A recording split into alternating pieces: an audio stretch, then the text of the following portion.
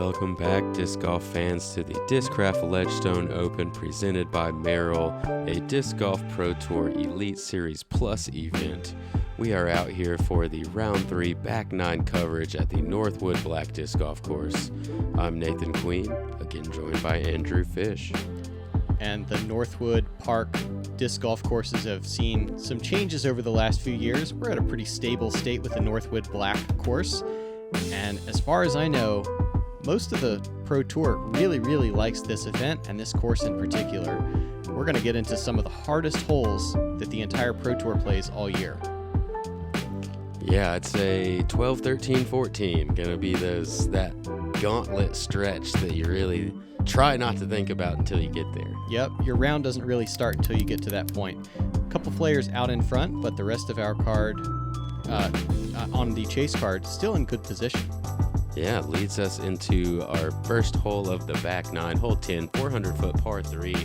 Got a couple different options, straight up the gut, the backhand or forehand. You can go backhand roller off to the right side, and there's a backhand roller off to the left side that's been opened up this year as well. Oh, buddy. Ooh, buddy's right. I don't know how that got through everything and got Still all the went way too to the far. wood line. Could be awkward approach angle for Wysocki. Casey White going to go with the backhand air shot.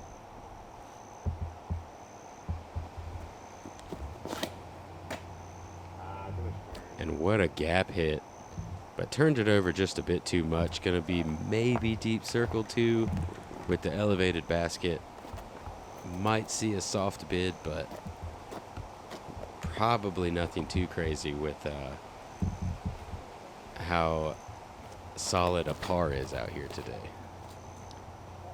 This is the cut roller play. If this will hold cut, it's pretty darn good. But it actually has too much and is going to curl up. Kind of in that same region as Casey. Yeah, a bit of a left to right wind on this hole when I was there today.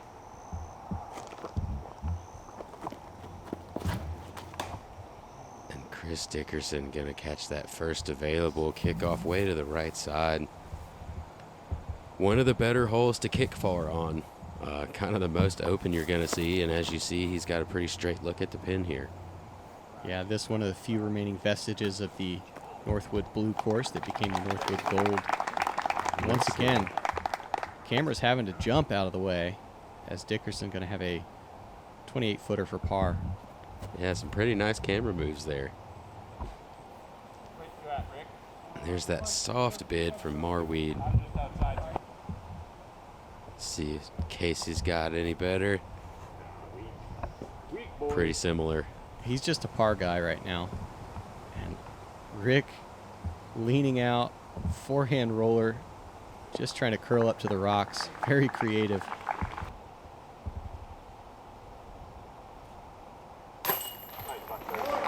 Yeah, that's a great putt from Dickerson. Little tight quarters right there. Kind of tucked in, but able to save that par.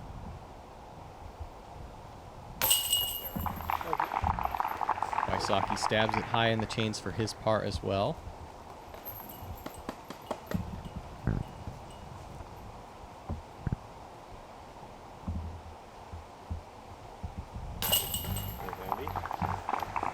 And another hole we didn't see many birdies on today, just 14 players. Averaging at a 3.24. I think the wet grass and crosswind kind of cut down that potential. Hole 11, 380 feet, a par 3 in the woods. Once again, a shot that requires multiple angles. As the fairway tracks a little bit to the right, left and right shoal is very thick. Basket kind of perched on a side slope, so backhands are either going to need to turn over and land flat. Forehands, you want to hold it straight, and then get a straight skip also. Fish. This hole ate some people up today. Tell me about it. Oh my goodness. This is what my cold, dead heart after standing in the rain for 6 hours today needs. Yeah, it seems like this hole just had some rain on it all day. We only had 8 players out of 140 get the birdie on this 380-foot hole. 42% of the field taking bogey or above. think there was a headwind that you couldn't really feel at the tee, but it was screaming off the fields adjacent. And a good shape by Andy Marwede. Gets a little grind off of some branches, and it's going to be in circle one or near. Yeah, gonna have a pretty obstructed putt over there. Might have an opportunity to get that birdie. Dickerson again throwing my Undertaker, probably better than I can.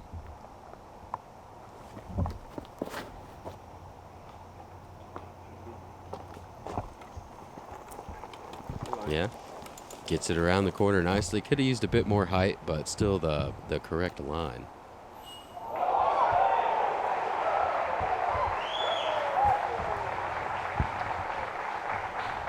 Crowd getting hyped for something else. Wysocki, a good check inside circle one.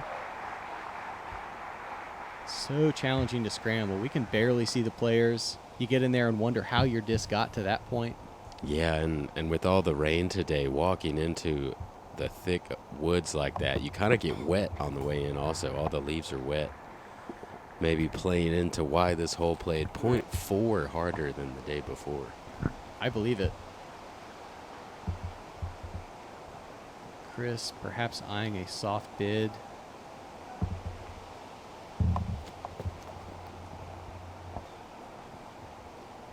And it's not to be this time.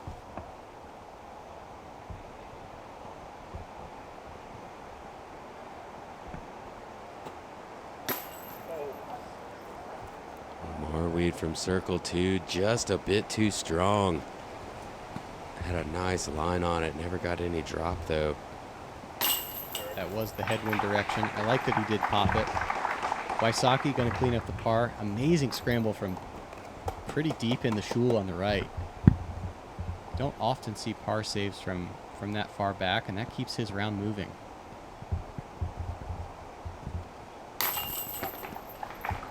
I think when you're playing 11, there's always the specter of a wait on hole 12, sometimes multiple cards. Yeah, and it's not ideal, to say the least. That's not really the hole that you want to stand there and wait for half an hour before you throw on. But here we are, hole 12, 1,050-foot par 5. If you do it right, you land right here off of the tee, which is about 430 feet. Then you've got about 430 feet to crest this hill and land in this position, so you have about 270 feet to throw another straight shot.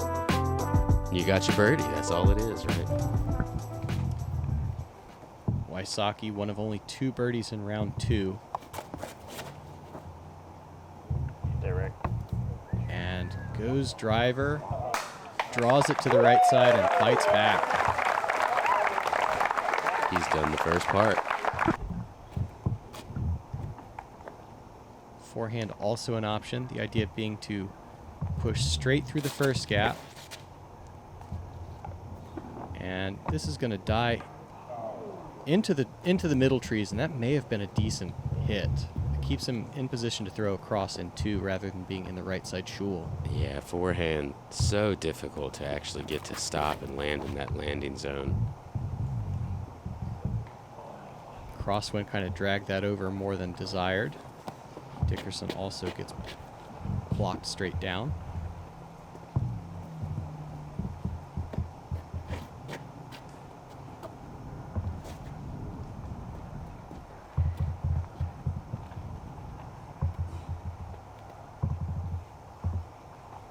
See the steepness of the angle Casey White is lining up. Pretty flippy disc. And a full swing up to the landing zone. Oh, yeah. Prime position. Matches Ricky Wysocki's drive. We'll take a look at that again. May have even outdone it a bit.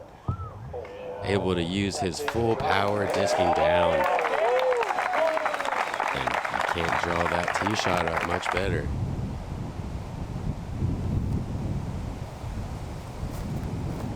Wind kind of howling.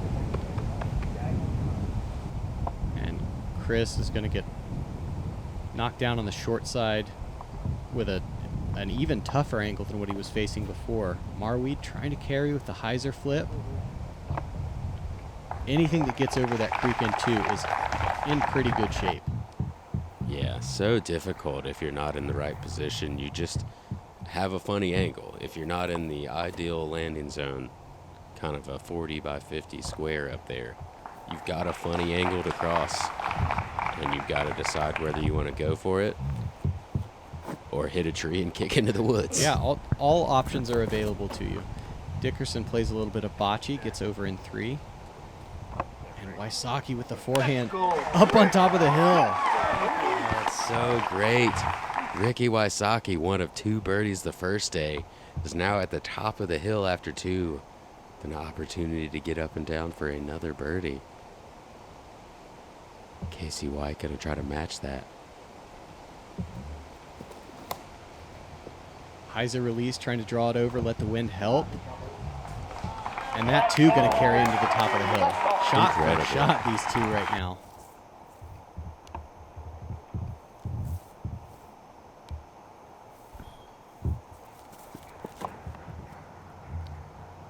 And Chris Dickerson, the disciplined mid-range shot up to the mouth. Even taking a 6 is not bad. No, this hole averaged. Give it to me. 6.68. Over a half stroke harder than yesterday, which was already over a stroke over par. We had 18% of the field card a par. It's very hard, and I like the hole. I think it exposes people who aren't playing golf, who are just kind of being too aggressive at the wrong time. Marwede, kind of trapped on the hill, has to throw up. Lying 4 in the middle of the fairway. 81%. Ricky Wysocki is not part of this 81%, as he is bullseyed for his birdie. I'm going to go ahead and tell you, nope, one more shot. One more shot. Casey White from about 280 or 300. Bringing the forehand over. Casey trying to get an eagle. Oh. Little extra finish on it. Yeah, skipped into some thick brush over there. But is inside the circle with a chance for his bird. 81% of the field taking bogey or above. 31% single bogey. 24% double bogey. 26% triple bogey or above. And that's with some clearing that's been done since the hole debuted. Dickerson, the very effective upshot, and Marwede to do the same. In case you guys forgot, that 26% of triple bogey or above is more than people that parred. I think a lot of that comes from the headwind, just making it so difficult to put your tee shot in position to carry the creek in 2. Ricky Wysocki, the only player in the universe to get hole 12 on back-to-back days, except for Anthony Barella, who did it last year. All right, very small and elite club. Love that the crowd is recognizing how great that is and supporting it.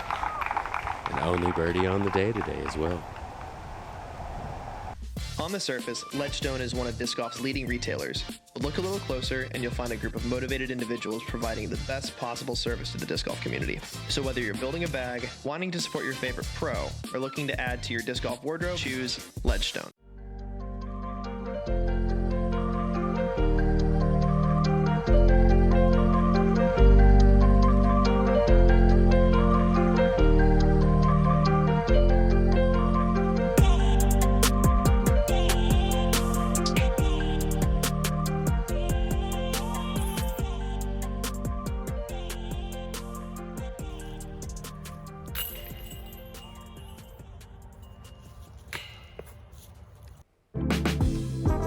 Hole 13 and 14, a small loop, but a lot of challenge over here. Hole 13, par 4 at 653 feet. A driver or fairway driver shot that drifts back to the left. If you beat the cedar that is on the right, you have a good chance to get up and down, but need to carry a pond just in front of the basket, which is perched on a little knob.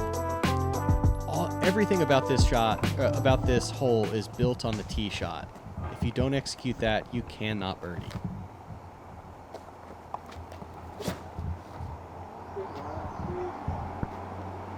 this looks pretty well executed from Ricky Wysocki. Totally agree. Push the back wall. We'll have a little bit of angle control to manipulate, but Yeah, I guess ideally you'd like to be about 20 feet farther than where he landed at, but that's getting pretty picky. He's going to be in a great spot. and white is inside and boosts off to the right. Yeah, better to kick right than left, but clearly you'd like to hit the gap. I just want to note, Marwede very reliant on those forehands, even on some shots that we haven't expected him to throw, is pulling out that backhand here and executes it perfectly. Yeah, that was big time. That's the 20-foot improvement on Wysocki's shot that we were discussing. Yeah, he's got straight 240 into the pin from there. And Dickerson, not great, but not terrible. Yeah, although he's a little shorter than where Ricky's at, he's farther off to the left, which opens up that angle a bit for him. See if he elects to get aggressive or just chip down into the landing zone. Great scramble by Casey White. And you're correct. Being a little further back gives Chris a good window here. Oh, this is to left.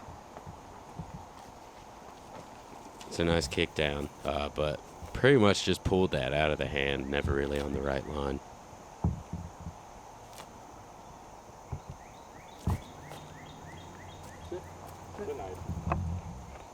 And Ricky to bullseye with the forehand mid. Yeah, back-to-back bullseyes now. Gonna put him 3 under par. Andrew Marwede trying to follow it up. Not quite gonna bullseye, but gonna be well in position to card a birdie. Yeah, enough speed check to avoid running all the way down the hill. This is Casey's third. And Oh, nearly grabs some stake. Instead, skitters up to the edge of bullseye. yeah, a little closer than you'd like that one to be, as that puts you back pretty far if you don't cross that. But should be well in position to get his par now, along with Chris Dickerson.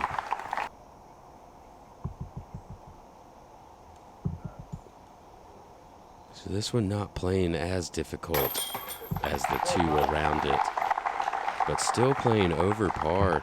35% of the field taking bogey or above, and just 19% getting a birdie. And Marwede, and I imagine Wysocki fixing to be part of that 19%. Dickerson and White not playing it poorly to card their pars. Yeah, that was a great scramble from Casey. Well out of position. Great second shot to get him in to the right spot. Hole 14, our third par 5 of the day.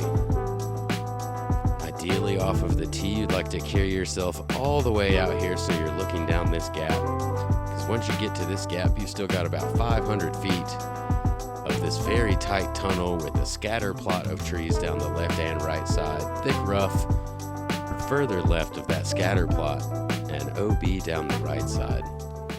If you don't get to the corner in 2, par is almost out of the question.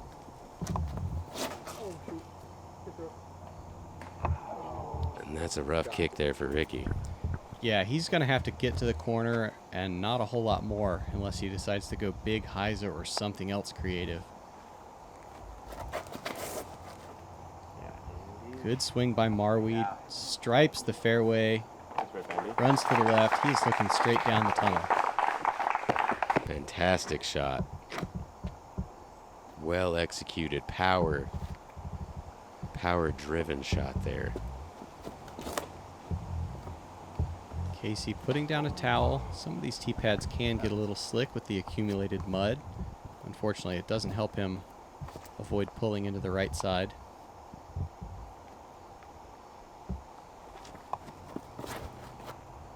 And Chris Dickerson. Gentle touch from a cedar. But short of the corner, probably going to have to throw a backhand through the corner or a forehand around it. Yeah, that was a nice touch from the seeder. Looked like he was going to be a little in the left side and have a little bit more trouble. Also looked like a nice touch there for Casey to keep him from going a bit too long. Not sure if we've ever seen this before. This is our second hole of the round. It's averaging over a stroke above par. And it's so rare to see that in a scenario that's not just built on punitive out of bounds or something. Right. Chris is going to cut the corner with the backhand. Not being too ambitious, but probably has to just settle for par from that position. Rick's third, pulling out driver forehand. And stable disc thrown really hard, but gets bogged down in the grass. Yeah, I think that's still okay, though. With how much speed that had on it, he was able to get pretty far down this second fairway. And with a fantastic drive, Marwede not trying to get too aggressive either. I really like this. He didn't absolutely smash that. Just well controlled, although it did fly a long way. Very well controlled and going to be in great position to try to get up and down for a birdie. Yeah, I feel like I am always fooled by the ease of his forehand. Looks like he barely touches it and it goes 4-hundo. Casey White going to lay down a roller. This is definitely aggressive. And was looking very good as well, but does end up catching a tree and slows it down. Still also puts himself in a good position, though.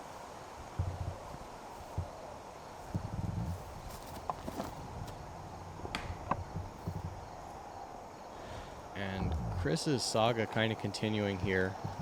I feel like this entire round, he hasn't been off by that much, but he just hasn't gotten a full flight in a long time. Yeah, it's definitely been one of those rounds. And Ricky Wysocki, that is a great scramble. Put himself inside circle one to get a par after not really quite being at the corner in two.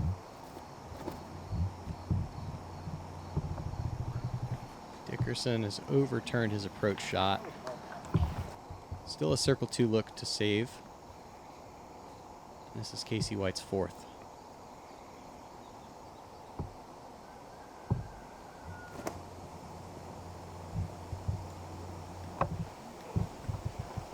Release to about 28 feet. Yeah, these late trees, man, they're really difficult to get past. It seems like you always have to have some type of shape on your disc, and then it gets very tight there right at the end of the fairway. And Marwede been so proficient with that forehand all day. This one runs a little bit long. And not far behind the basket. It gets thick. Dickerson with the conversion for his par. And on those circle two putts today still. That's the fourth, maybe fifth one. Take a look at this one again. Scrambled the entire way down that fairway to get that par. Nicely done. 35% of the field taking par. Just 7%. That's only 9 players got the birdie here.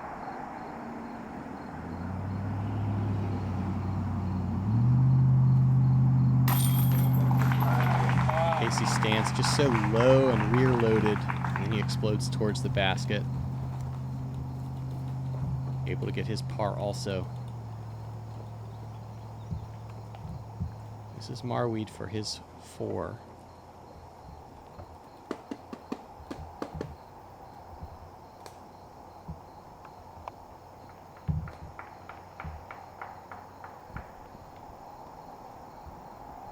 Yeah, to be one of those 9 birdies and gain some strokes on pretty much all of the field here.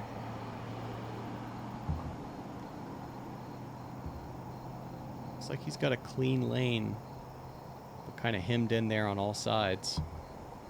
Yeah, not known as the straddle putter, really.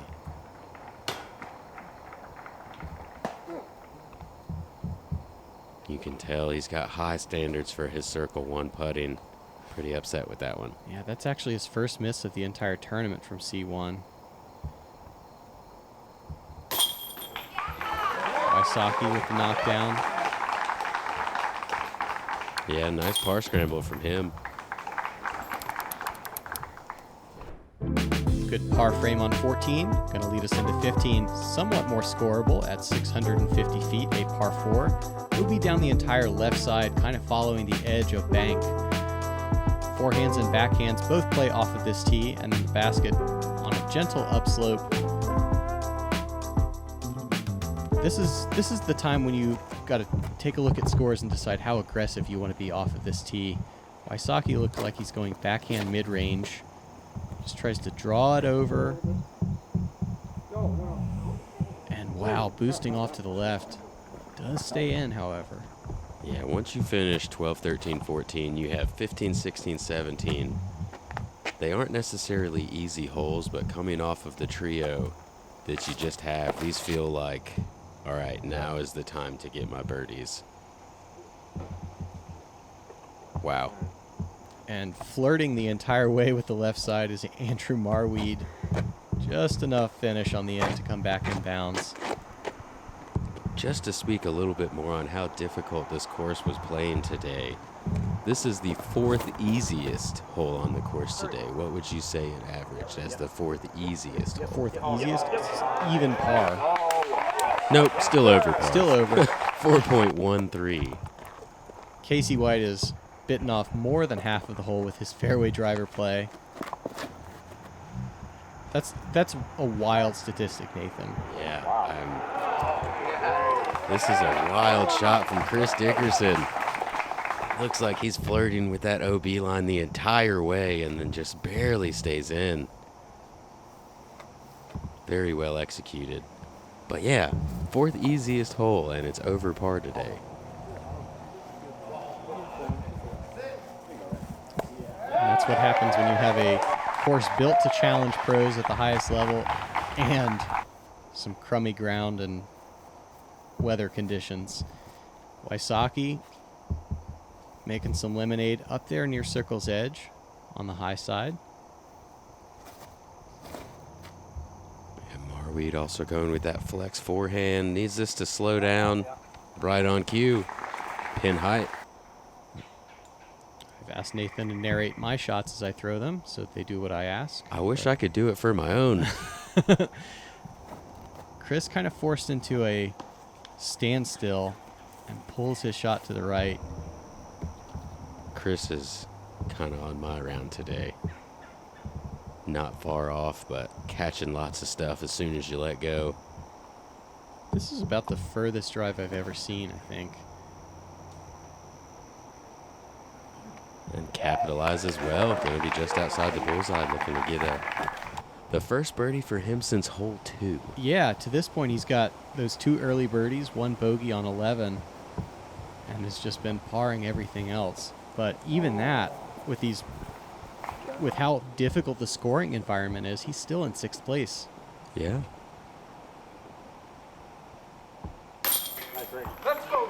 And Ricky Wysocki heating up late, birdieing 3 of the last 4. 4 under par and a tie for second. Andrew Marwede looking to move up into that tie. Another straddle putt. Let's see how he adjusts after the previous miss.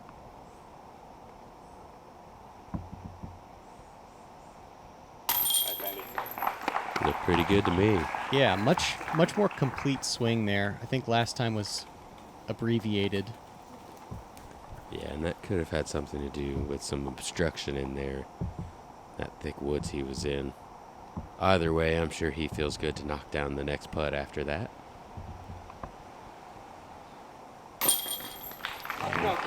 Casey White does convert. Yeah, gotta feel nice to finally get another birdie on the board. Been a little while for him. Unfortunately, Chris Dickerson going to be left out of the party with his par.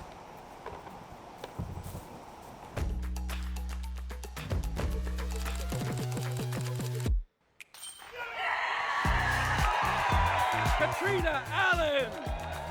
Maria Huver! She's done it. Kristen Tatar. Sai Ananda. Stacy Saladier. Champion Open at Austin. Paige Pierce.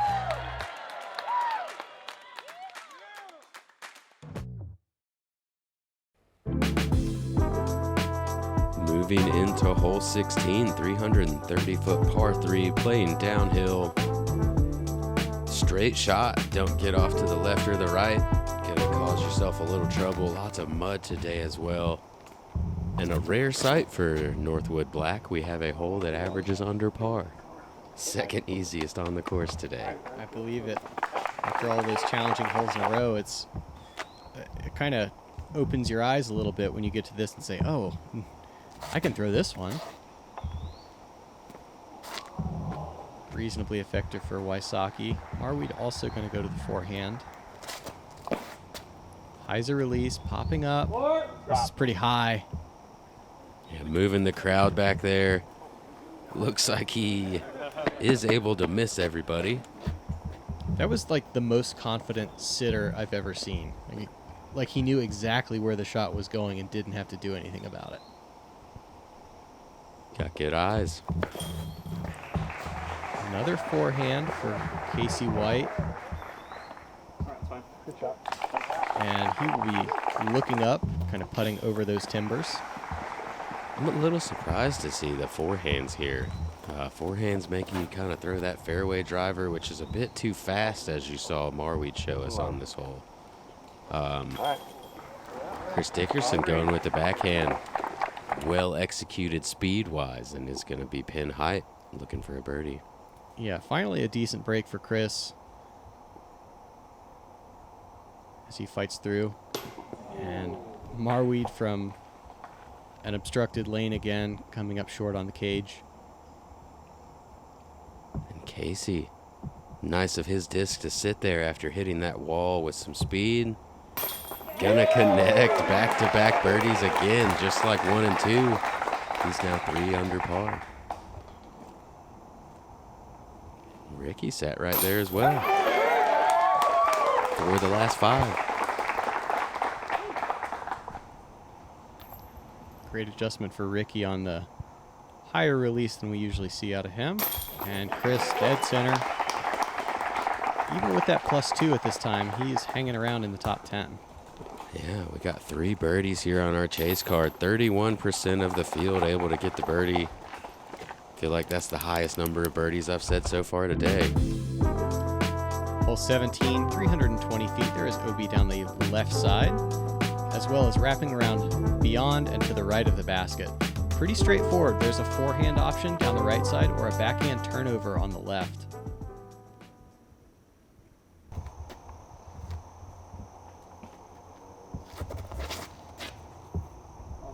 Flex forehand play. This is going to need some late stability. Oh my. Very close to that OB line on the left, but looks like he does stay in bounds. Right around circle's edge. Going to follow that same option as Casey White. This was about the slickest tee pad on the course. And going a little slower, I think. Allowed that disc to catch up and get back to Hyzer. Yeah, Casey testing that OB line the entire way as well. And back-to-back holes here, under par. This is the 3rd easiest hole on the course, averaging not too far off of the last at a 2.89. We did see more birdies on this hole, but with the OB, it did bring in more bogey strokes as well.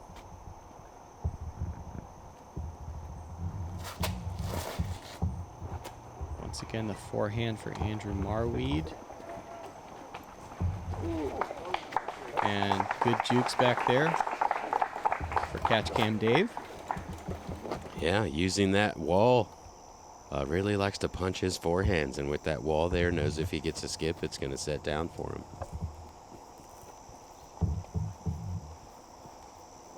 Dickerson's ambitious bid doesn't quite pay off. Here's Ricky from circle 2. And touch low. Yeah, it still looks cleaner than they did earlier, though. That one had the good flight on it, as Andrew Marwede just a touch high there, but drops for him. Yep, elevator down. Still counts as a 2.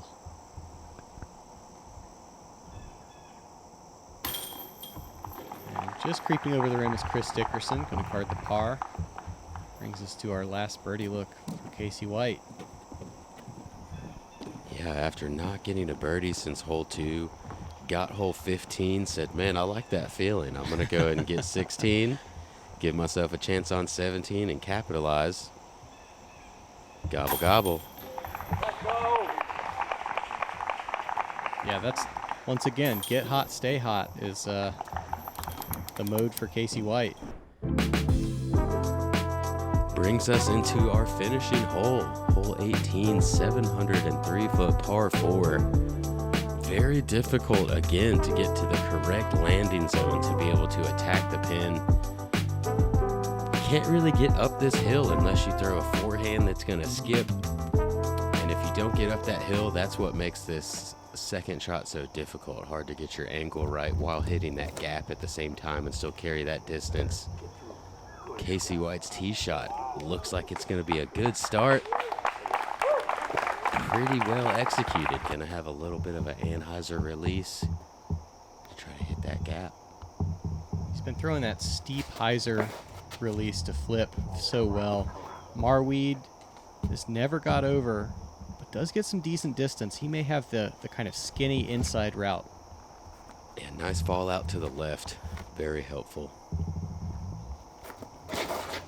Wysocki, maybe a touch of slip. But this got a little turn, and it will fight up onto the first level of the hill. Yeah, there are some very small gaps over there, but even if you hit them, it's difficult to carry past and still get the distance to the pin. Dickerson pushes the entire right side. And that's going to be a forced Anheuser, but we'll be able to attack.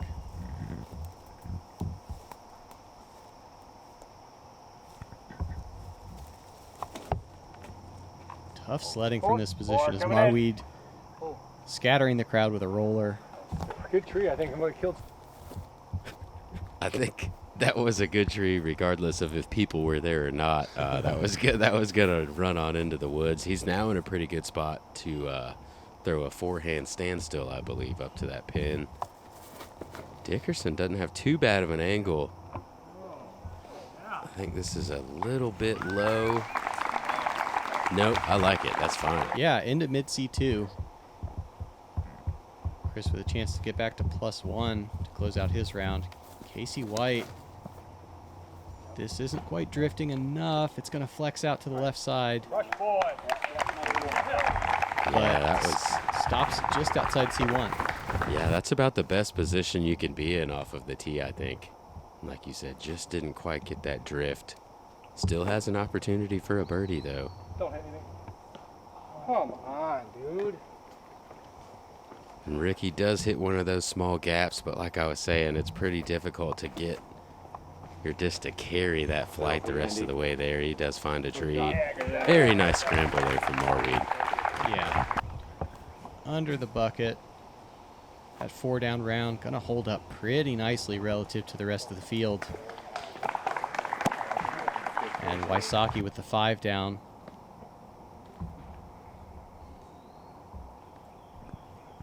So Chris Dickerson scrambling very, very well, I'll say, for this round. Has been able to claw his way to a +2, which plays pretty nicely today for the field. As you see, he's still inside that top 10. Could have easily gotten away from him and been way out of hand. But Casey White, what a round from Casey today. Yeah, just played steady, covered up a couple small mistakes, and then 4 great birdies to finish. Yeah, sitting at 5 down on the round in a tie for second with Ricky Wysocki and Andrew Marwede. Chase card making pushes on moving day.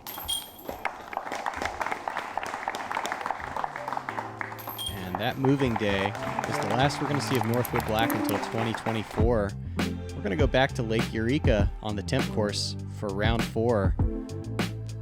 And unfortunately, we're not going to be able to see Andy Marwede, Casey White, or Ricky Wysocki on this Gatekeeper chase card as they've all bumped up. Yeah, they've moved themselves up to lead card, but we are going to have some familiar faces again. Calvin Heimberg, Ezra Robinson, Simon Lizotte, and James Proctor going to be showing face for ourselves at Gatekeeper Media. for the final round of the Ledgestone Open out there at Eureka Lake. Excited to see you guys out there. Make sure you tune in, subscribe. For Andrew Fish, I'm Nathan Queen. We'll see you guys out there.